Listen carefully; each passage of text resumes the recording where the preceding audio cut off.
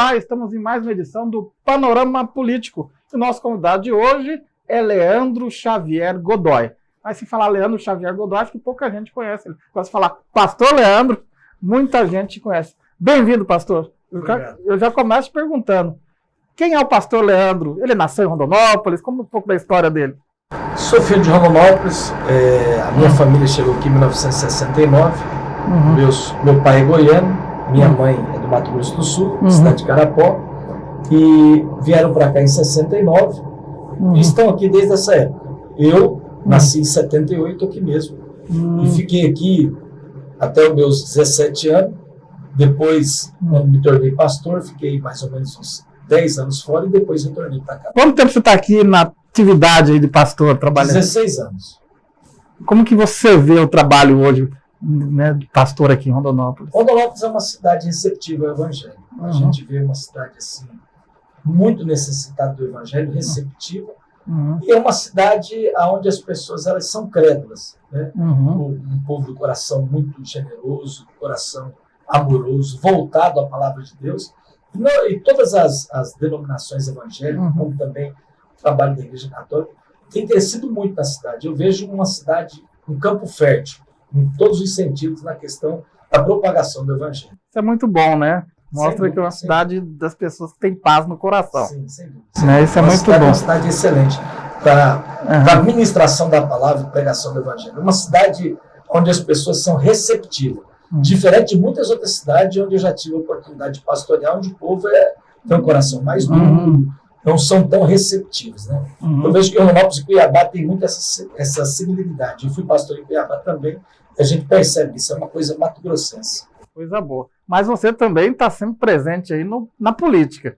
Eu vejo você em campanhas eleitorais, atuando nos bastidores. Você gosta de política? Gosto de política desde menino. Sempre, meu pai sempre gostou de política, sempre acompanhou. Meu pai sempre foi da ala do MDB, que gostava de acompanhar. Manda brava. Exatamente, gostava de acompanhar o pessoal do Carlos Bezerra, aquela questão toda. E desde pequeno eu aprendi a gostar de política. Depois a questão sacerdotal, fui para o ministério, mas não deixei de gostar da política, né? E você, pelo que eu sinto, já não tem a mesma posição do seu pai com relação à política, né? Você é mais do lado mais à direita, assim. Eu me considero mais de centro, porque aqui em Rondonópolis eu pertenço ao grupo político do prefeito Zé Carlos Debate, a quem eu tenho por ele um respeito, uma consideração e uma admiração pelo seu trabalho. Mas a nível nacional, por exemplo, nas últimas eleições, eu votei, por exemplo, no Bolsonaro, né? E até nas minhas redes sociais postei coisas a favor do Bolsonaro. Então, assim, eu vejo que... Mas eu me consideraria mais de centro. Esse posicionamento seu a favor do Bolsonaro prejudicou essa relação com o prefeito? Não, eu vejo... Sabe uma coisa que eu admiro do prefeito Zé Debate? Ele é bem tranquilo nessa área.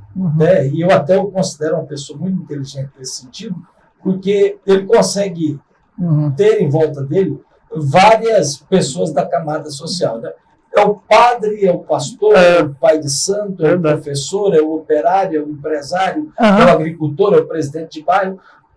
Aí, por exemplo, e no grupo do Zé tem bolsonaristas assim, declarados. Você, o Argemiro, por exemplo, né? Que é o diretor-presidente, talvez da maior empresa pública do município, né? Tem eu, tenho Paulo Padim, tenho o professor Argemiro, assim, se a gente for buscar, tem o Celhão lá do Sanear, que era, que eu lembro dele falar que era bolsonarista. Tem vários outros companheiros, né? Fica ruim citar nome, mas tem vários outros. Não, o que eu quero dizer é o seguinte, apesar do prefeito ser lulista declarado, né? Sim. Vocês não foram, vou dizer assim, barrados dentro da gestão pelo fato de ser Bolsonaro. De maneira nenhuma. Não houve nenhum tipo de retaliação, nenhum tipo de perseguição. Pelo contrário, o prefeito sempre respeitou o posicionamento e o prefeito sempre teve aquela posição clara que ele havia um projeto entre ele e a questão do presidente Lula e sempre respeitou o projeto daqueles que também não queriam acompanhar na questão dele nacional, né? Mesmo a gente apoiando o projeto a nível estadual e federal aqui da cidade. Mas não teve problema nenhum e o grupo, a gente se dá muito bem com todos do grupo que são. Eu vejo assim, agora nós temos um presidente. Como pastor, como que eu compreendo? A partir de agora, a minha função é orar, torcer e trabalhar para que aquele que foi eleito possa dar certo. Porque, afinal de contas, todos nós estamos no mesmo barco. Nesse mesmo barco. É o que diz o Luciano Hang lá da Havan, né? Ele falou assim, temos que torcer para o piloto. Exatamente. Nós não podemos ficar nessa briga. Eu, por exemplo, sou totalmente contra tudo aquilo que aconteceu dia 8. Acho que a lei tem que prevalecer. Todos aqueles que cometeram aquilo ali têm que sofrer as sanções da lei, porque nós temos o direito de protestar, o direito de manifestar a sua opinião contrária, mas nós não temos o direito de cometer vandalismo, não temos o direito de destruir o patrimônio público, e nós temos que acreditar nas nossas instituições. Temos que acreditar. Nós não podemos duvidar nem das nossas instituições e nem da lei. Então, assim, eu digo uma coisa, é muito bom estar no grupo do prefeito Zé do Pátio e também próximo dele, porque é um grupo bem democrático. Eu classifico assim, é muita democracia. A verdade é essa. Já falamos um pouquinho de política nacional, vamos falar um pouquinho da política local. Como você está vendo aí o desenho do quadro para 2024? Olha, eu vejo o seguinte, é inegável que qualquer pessoa que o prefeito Zé do Pátio colocar a mão é um candidato fortíssimo para as próximas eleições. O grupo tem trabalhado, já começou a trabalhar, o nome do presidente do Sanear, o sociólogo Paulo José, que é um nome bom, é uma pessoa de uma alta competência e que tem tudo para deslanchar. É claro que essa questão de direita e esquerda ainda é uma coisa que está muito forte aqui dentro de Rondonópolis e domina muito. A gente sabe que a direita, né, principalmente a direita extremista de Rondonópolis, ela tem um candidato já aí em potencial, tem outros candidatos na cidade, e eu vejo que vai ser uma briga boa. Mas eu acredito que ainda o grupo pode sair vencedor nas próximas eleições. Eu costumo dizer que o Zé do Pátio sempre levou vantagem nas campanhas eleitorais, que muitas vezes ele foi menosprezado ou desprezado pelos adversários. Vou dar um exemplo para você. Na eleição que o Percival e o Rogério disputaram com o Zé do Pátio, o Percival e o Rogério acreditou que a disputa era eles e o Zé do Pátio estava fora. E aí o Zé do Pátio, como diz o linguajar popular, comeu a paca. Na última eleição, você percebia que Luizão, Cláudio Paisagista, Thiago Muniz, eles ficavam brigando entre eles ignoravam o Zé do Pátio. E o Zé do Pátio, mais uma vez... Sabe o que eu digo, Perrone, para todos? Eu faço a análise seguinte. A maioria dos políticos de Rondonópolis, eles discutem política em sala de ar-condicionado, tomando água gelada, uísque e suco de laranja. Zé do Pátio vai discutir eleição lá no Alfredo de Castro, na Vila Mamede. Zé do Pátio vai discutir eleição no centro comunitário da Vila Operária, lá no Condivo. Zé do Pátio vai discutir eleição na Vila Mariana. Então ele vai para os bairros, ele vai na comunidade, ele vai conversar com aquela pessoa mais humilde, mais simples. Zé do Pátio não discute política só com quem anda de SW4 ou com um carro de 450 mil reais. Ele vai discutir política com um cara que anda numa bicicleta, no RD. Ele vai discutir política com o cara que está lá na ponta, na base, que de fato é o que elege.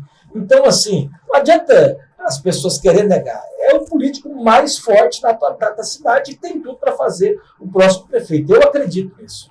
E aí a gente falou de Bolsonaro, falamos de Lula, falamos de Zé do Pátio, mas não falou do pastor Leandro. O pastor Leandro tem pretensão política? Olha, eu pertenço a uma instituição na cidade, nós, há 4 eleições seguidas, meu nome teve para disputa, mas por uma questão de hierarquia, nós respeitamos a escolha que foi feita dentro da instituição, e as 3 escolhas passadas não foi o meu nome, porque não era o momento.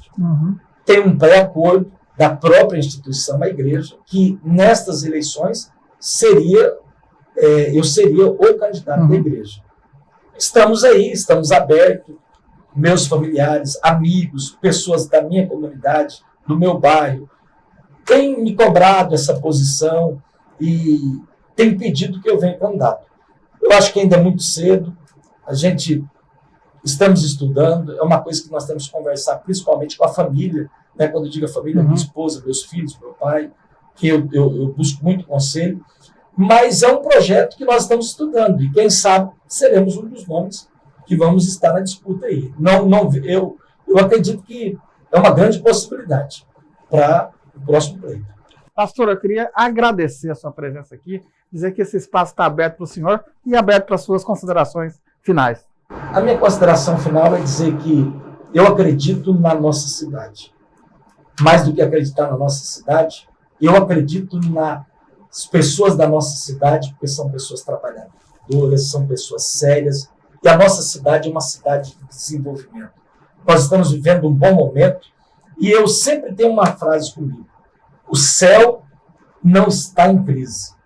Eu acredito no céu, eu acredito em Deus. Se eu acredito em Deus, eu acredito que o amanhã sempre será melhor do que hoje. O que significa? Eu não fico pelas análises do que eu escuto, amanhã tal coisa, pelas análises de coisa ruim. Não, eu acredito que amanhã será melhor. E a nossa cidade, ela vai continuar crescendo, porque o nosso povo é trabalhador.